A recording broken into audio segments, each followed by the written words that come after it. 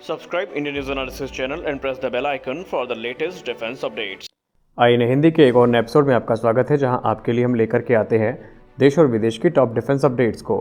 आज की अपडेट की शुरुआत करेंगे अर्जेंटीना के डेलीगेशन से। दोस्तों, अर्जेंटीना का डेलीगेशन जो कि भारत पहुंचने वाला था वो भारत में आ चुका है और डिफेंस एक्सपो 2022 में उन्होंने एचएएल के स्टॉल का दौरा किया है, जहाँ पर एचएएल के अलग अलग हथियारों के बारे में उन्होंने जानकारी प्राप्त करी है। आपको बताना चाहेंगे, अर्जेंटीना के डेलीगेशन ने एचएएल से रिक्वेस्ट करी थी कि उन्हें एलसीए तेजस और एलसीएच प्रचंड का फुल एक्सेस दिया जाए ताकि ये उसके बारे में जानकारी को प्राप्त कर सके, और एचएएल ने इसके लिए मंजूरी भी दे दी है। और यहाँ पर अर्जेंटीना के जो पायलट्स हैं वो भी भारत पहुँचने वाले हैं, जो कि एलसीए तेजस और एलसीएच प्रचंड में एक शॉर्टी को परफॉर्म करेंगे। उसके बाद वो डिसाइड करेंगे कि एलसीएच उनकी रिक्वायरमेंट को पूरा करता है या नहीं। और माना जा रहा है कि अर्जेंटीना का डेलीगेशन काफ़ी ज़्यादा इस समय एचएएल के जो प्रोडक्ट्स हैं उनसे इम्प्रेस हुआ है।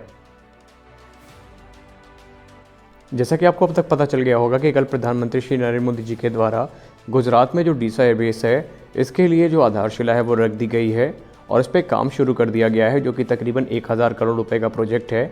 और ये जो एयरबेस है काफ़ी महत्वपूर्ण है, क्योंकि ये इंटरनेशनल बॉर्डर्स से सिर्फ 130 किलोमीटर की दूरी पर है। वहीं अब इंडियन एयरफोर्स के सोर्सेज से बात करने पर एक नई बात सामने आई है, जहां पर यह बताया जा रहा है कि इंडियन एयरफोर्स अपने इस नए एयरबेस में MiG-29 यूपीजी फाइटर्स और लाइट कॉम्बैट एयरक्राफ्ट तेजस को डिप्लॉय करेगी। जी हाँ, यहाँ पर आपको MiG-29 यूपीजी की स्क्वाड्रंस और लाइट कॉम्बैट एयरक्राफ्ट तेजस की स्क्वाड्रंस डिप्लॉय होती दिखाई पड़ेंगी। और आने वाले भविष्य में जब इंडिया के इंडिजिनस फाइटर एयरक्राफ्ट यहाँ पर आएंगे तो उन्हें यहाँ पर डिप्लॉय किया जाएगा।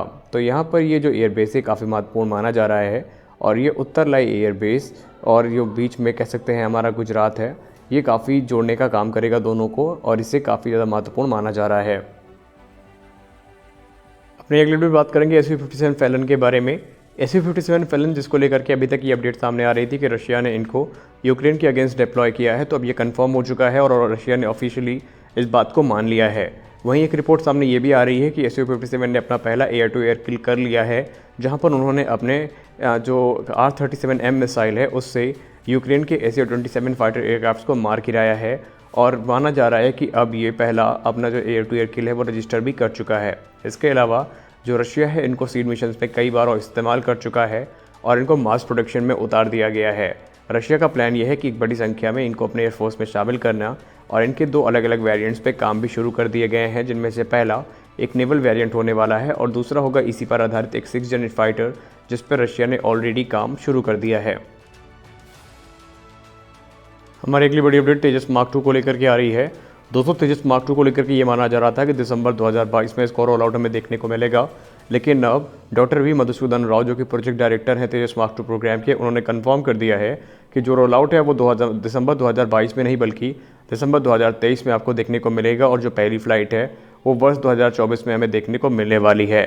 डिले के पीछे एक फ़ायदा भी है, क्योंकि यहाँ पर माना जा रहा है कि अब जो तेजस मार्क 2 रोल आउट किया जाएगा उसमें जो इंडिजिनस कंटेंट है वो 82% होगा, और पहले ये 75% माना जा रहा था। हालांकि इंडियन मिनिस्ट्री ऑफ डिफेंस और इंडियन एयरफोर्स ने ये कहा है कि जो इंडिजिनस कंटेंट है ये आने वाले समय में 90% तक होंगे, लेकिन प्रोडक्शन टाइमलाइन का ज़रा भी बदलाव नहीं है।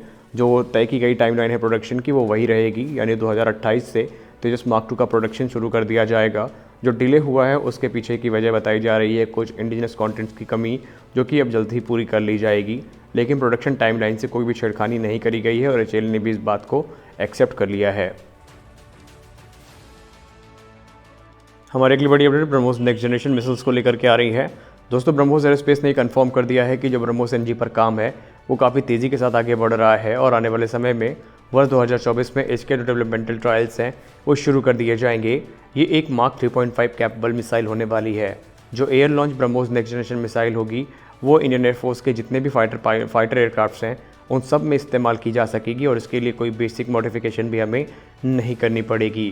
ब्रह्मोस एयरोस्पेस ने यह भी कंफर्म कर दिया है कि ये हर प्रकार के जो हाई वैल्यू टारगेट्स हैं उनको न्यूट्रलाइज करने के लिए काफ़ी होगी, और पिन पॉइंट एक्यूरेसी के साथ में। BrahMos next generation missile mark 3.5 capable तो होगी ही होगी, और इसको लगाने के लिए एयरक्राफ्ट के फ्रेम में कोई भी हमें परिवर्तन नहीं करना पड़ेगा, और आने वाले समय में जो मित्र देश हैं उनके लिए एक्सपोर्ट के लिए भी जो ब्रह्मोस नेक्स्ट जनरेशन मिसाइल है वो तत्पर रहेगी।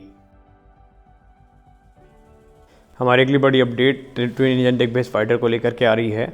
दोस्तों ट्विन इंजन डिग बेस फाइटर को लेकर के एक बड़ी अपडेट सामने आई है, जहां पर बताया जा रहा है कि इसमें जो नज़्म MR मिसाइल है वो भी इस्तेमाल करी जाएगी, जैसे कि आप फोटोज़ में देख सकते हैं। और आने वाले समय में इसमें रुद्रम सीरीज़ की तीनों मिसाइल्स इस्तेमाल करी जा सकेंगी, इसकी भी पूरी संभावनाएं दिख रही हैं। अगर हम रिपोर्ट्स की बात मानें तो TEDBF पर काम पूरी तरीके से शुरू है और इंडियन नेवी लगातार इस प्रोजेक्ट को मॉनिटर कर रही है। इंडियन नेवी का कहना है कि जल्द से जल्द ये जो एयरक्राफ्ट है उनको सर्विस में चाहिए, ताकि वो अपने MiG-29 के फाइटर एयरक्राफ्ट्स को रिप्लेस कर सके। और माना जा रहा है कि वर्ष 2030 से 31 के बीच में ये जो एयरक्राफ्ट है ये इंडियन नेवी को ज्वाइन करना शुरू कर देंगे। हालांकि इंडियन नेवी तकरीबन 100 की संख्या में जो TEDBF है इनको लेकर के प्रतिबद्ध है और माना जा रहा है कि आने वाले समय में रिक्वायरमेंट्स के हिसाब से ये संख्या और भी ज़्यादा बढ़ सकती है। तो फिलहाल की वीडियो में बस इतना ही, मिलते हैं अपने अगले वीडियो में, तब तक के लिए जय हिंद।